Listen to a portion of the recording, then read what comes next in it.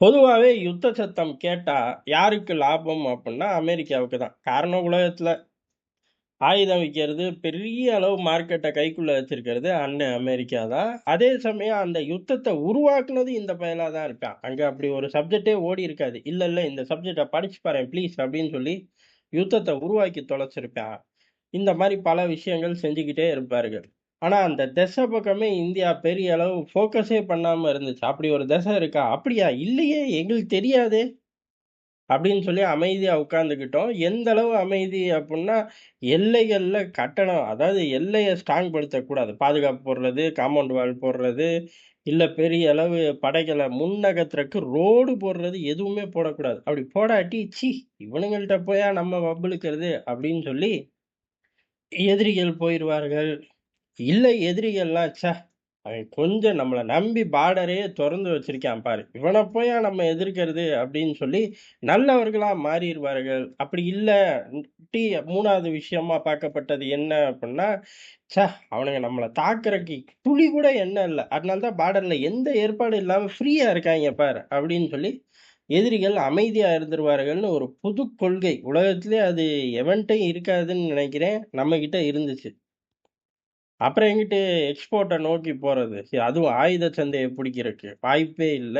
இப்ப எல்லாம் மாறி வந்து, ஆயுத சந்தை அப்படிங்கிறதுல ஓரளவுக்கு ஒரு நல்ல பிளேயரா நிக்கிறோம். ஓரளவுக்கு தான். இன்னும் முழுமையா கிடையாது. முழுமையா வர்றதுக்கு இன்னும் கொஞ்ச காலம் பிடிக்கும். கொஞ்ச நாளைக்கு முன்னாடி வரை ரொம்ப காலம் பிடிக்கும் அப்படின்னு இருந்துச்சு. ஏன் அப்படின்னா, பிரைவேட் பிளேயர்களே இல்ல. கவர்ன்மென்ட் பிளேயர்கள பத்தி நம்ம சொல்லவே தேவையில்ல. ஒவ்வொரு தளபதிகளும், "எப்பா சாமிகளா! இவனுங்க குடுக்கவே மாட்டாய்ங்க. நாங்க எப்படி சண்டைக்கு போறது?" அப்படின்னு சொல்லி பல நேரங்கள்ல சொல்லி நம்ம எல்லாருமே பார்த்துருக்கோம். அதனால இப்ப பிரைவேட் பிளேயர்கள்லாம் இறங்குனதுக்கப்புறம், இன்னும் ஒரு ஹாட் ஆகும். புரொடக்ஷன் யூனிட் இன்னும் கொஞ்சம் தாறுமாறா ஹாட் ஆகும். அப்ப இப்ப பிடிச்சத காட்டிலும் எக்ஸ்போர்ட்ல ஜாஸ்தியா பிடிக்கலாம். இது பூரா சூழ்நிலைகள பயன்படுத்துறதுக்கு முன்னாடியே நம்ம உருவாக்கி வச்சுட்டோம். இப்ப சூழ்நிலைகளும் வருது. காரணம் என்ன அப்டின்னா, இப்போ 3ஆம் உலக யுத்தம் வருது. என்னைக்கு வேணாலும் வந்து தொலையட்டும். ஆனா தண்ணிக்கு வராது, தங்கத்துக்கு வராது. எப்பவும் போல யுத்தங்கள் நிலத்துக்கு வரும், அதிகாரத்துக்கு வரும். அந்த திசைய நோக்கி தான் போப்போறாய்ங்க. ஆனா உலகம் ரொம்ப காலமாவே யுத்தத்திலே இருக்கு. தொடர் யுத்தத்தில இருக்கு, உன்னும் சொல்லப்போனா. அந்த தொடர் யுத்தம் அப்படிங்கிறது பெரிய அளவு உலகத்த உள்ளுக்குள்ள இழுக்காட்டியும், அதோட தாக்கத்துல எல்லாருமே இருக்கோம். "எங்கேயோ நடக்குதுப்பா யுத்தம். நமக்கு ஒண்ணும் தாக்கம் இல்ல." அப்படின்னு சொல்ற லெவல்ல எதுவுமே கிடையாது. இதுல மெயினா பிள்ளையார் சொல்லி போட்டது அர்மேனியா, அஜர்பைஜான் தான். பயப்பிள்ளைங்க தான் சத்தமில்லாம, "டேய்!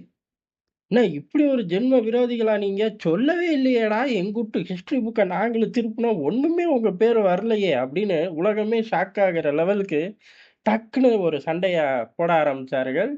அந்த சண்டை அப்படிங்கிறது இப்ப வரையும் ஓடிக்கிட்டு தான் இருக்கு. அதுக்கு அடுத்து வந்தது தான் ரஷ்யா, உக்ரைன், இஸ்ரேல், காசா அப்படின்னு தொடர்ந்து டமு டமு டமு டமுன்னு ஏகப்பட்ட சண்டைகள் வந்துச்சு. எல்லாமே குட்டி சண்டை. அதாவது ரஷ்யா, உக்ரைன தவிர, இஸ்ரேல், காசாவ தவிர மத்த எல்லாமே சின்ன சின்ன சண்டைகள் தான். இதுல இந்தியா, பாகிஸ்தான் அடக்கம். அண்ணன் ட்ரம்ப் கிட்ட போய் கேட்டா 8 யுத்தத்த நிறுத்தின ஐயாச்சாமி நான் அப்படிம்பாரு. தினமும் பார்க்கக்கூடிய நபர்கள் எல்லாரும் விரல விட்டு எண்றார்கள். 8ங்கிற எண்ணிக்கை வரவே மாட்டேங்குது. அட்லீஸ்ட் நமக்கு வரல விட்டுருவோம். நம்மலாம் குட்டி பிளேயருங்க. பெரிய பிளேயர்களுக்கே வரல. அப்ப எங்க தான் நடந்துச்சுன்னு தெரியல. அவரு எங்கிட்டாச்சும் நடந்திருக்கும். பெரிய மனுஷன் பொய் சொல்லுவாரா என்ன? அதுவும் ட்ரம்ப் மாரி ஒரு ஆள்லாம் பொய் சொல்ல வாய்ப்பே இல்ல. இப்படி கதை போய்க்கிட்டு இருக்கு. இதுல தான் அர்மேனியாவோட பச்சஸ் எங்க இருக்கு அப்டின்னா, இந்தியா சார்ந்து இருக்கு. பெரிய அளவுல வடகொரியா ஷோகேஸ் பண்ணிக்கிட்டே இருப்பார்கள் ராணுவ வலிமைய. அதே மாரி இப்ப அர்மேனியாவும் ஆரம்பிச்சுட்டார்கள். காரணம் என்ன? அஜர்பைஜான், அர்மேனியா திருப்பி மோதிக்க போறார்கள். எப்ப வேணாலும் மோதுவார்கள். அங்க தெளிவா அஜர்பைஜான பொறுத்தவரை பாகிஸ்தான். "ஏன்டா அவனும் ஆயுதம் விக்கிறான்" அப்படின்னு கேட்கக்கூடாது. அவன் சீனா கிட்ட இருந்து என்னத்தையோ வாங்கி என்னத்தையோ குடுக்குறான் எங்கேயோ. உதாரணத்துக்கு உக்ரைன் யுத்தத்துக்காக ஆர்ட்டிலரி ஷெல்கள் குடுத்தான். வெளிப்படையா பார்த்தா உக்ரைனுக்கு ஆயுதங்கள் குடுத்த பாகிஸ்தான்னு பேர பார்க்கவும் பாகிஸ்தான்காரனுக்கே நெஞ்சு வலி வந்திருக்கும். நம்ம எப்ப குடுத்தோம்? நம்ம கிட்ட தான் டீசல் போடவே காசு இல்லையே! இருந்த கொஞ்சத்தையும் விக்கிறாய்ங்களா? எப்படி? வாங்க மாட்டாங்களே! இது மெட்டீரியல் ஒர்த் இல்லையே! அப்படின்னு அவனுங்களே பேசியிருப்பாய்ங்க. ஆனா லிஸ்ட்ல படிச்சு பார்த்தா தான் தெரிஞ்சிருக்கும். ஆர்ட்டிலரி ஷெல்கள் தான் குடுத்தாய்ங்க. அதுக்கு பணம் அமெரிக்கா குடுத்துச்சு.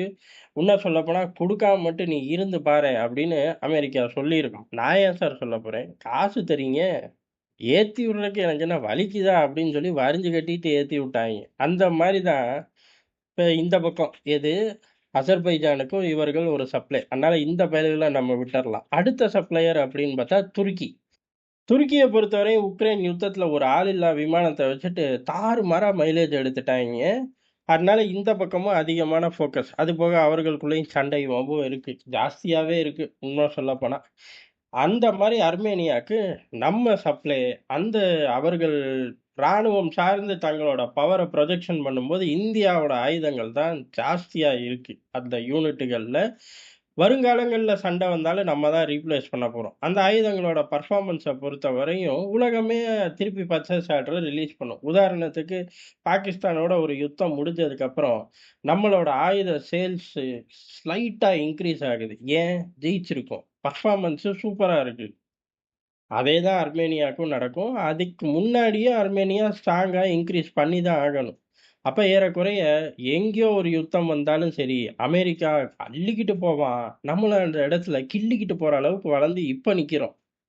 அப்ப வருங்காலங்கள்ல இன்னும் அடிச்சு ஏறுறக்கு அதிக வாய்ப்பு இருக்கு. பிரைவேட் பிளேயர்கள இறக்குறோம். அதே சமயம் உலகளாவிய கூட்டணி போட்டு வச்சிருக்கோம். இங்க எப்படி ஒரு சூழ்நிலை தானா உருவாச்சோ, நம்ம தயார் நிலையில இருந்தோம், பயன்படுத்திக்கிட்டோம். இன்னொரு சூழ்நிலை, அது அண்ணன் அமெரிக்கா கையில தான் இருக்கு. ஆனா அந்த சூழ்நிலைக்கான மேப்பெல்லாம் போட்டு வச்சுட்டாய்ங்க. என்ன ஒரே ஒரு பிரச்சனை, இதன் மூலியமா இந்தியாவும் கணிசமா வளருமே! இப்படிதான் ஒரு காலகட்டத்தில சீனாவ கண்டுக்கல. இப்ப அவன் நம்மளையே வந்து உரசுறான் அப்படிங்கிற மாரி, இந்தியாவுக்கு குடுக்கும்போது மட்டும் இந்த புத்தியெல்லாம் கொஞ்சம் வந்துரும். இதே சீனாவுக்கு குடுக்கும்போது இந்த புத்தியெல்லாம் எங்க போச்சுன்னு தெரியல. வெள்ளை மாளிகையில ஏதோ ஒரு ரூம்ல வச்சு அடைச்சுப்புட்டாங்களாட்டுக்கு. சரி சூழ்நிலை என்ன அப்டின்னா, சூழ்நிலை ரொம்ப சிம்பிள்.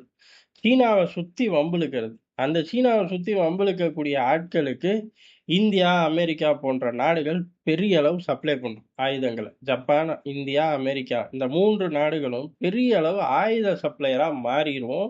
ஃபர்ஸ்ட்டு. அது மூலியமா பலப்படுத்திக்கிட்டே உரசுறது.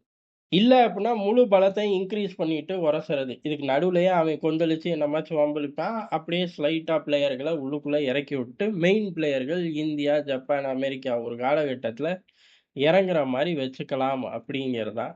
இதுல இந்தியாவும், ஜப்பானும் சப்ளை பண்றதுக்கு யாரு பணம் குடுக்க போறா அப்டின்னா, அமெரிக்கா தான் குடுக்க போறான். அதுல எந்த சந்தேகமும் இல்ல. கை காசுல இருந்து தரப்போறதில்ல. அந்த நாடுகள்ட்ட இருந்து 1க்கு 2ஆ வாங்கிக்க போறான். அதனால அது அவனுக்கு பிரச்சனை கிடையாது. நமக்கு ஆயுத சேல் இன்கிரீஸ் ஆகும். அமெரிக்கா சிண்டு முடியக்கூடிய இடத்துல ஆயுத சேல் இன்கிரீஸ் ஆகுது.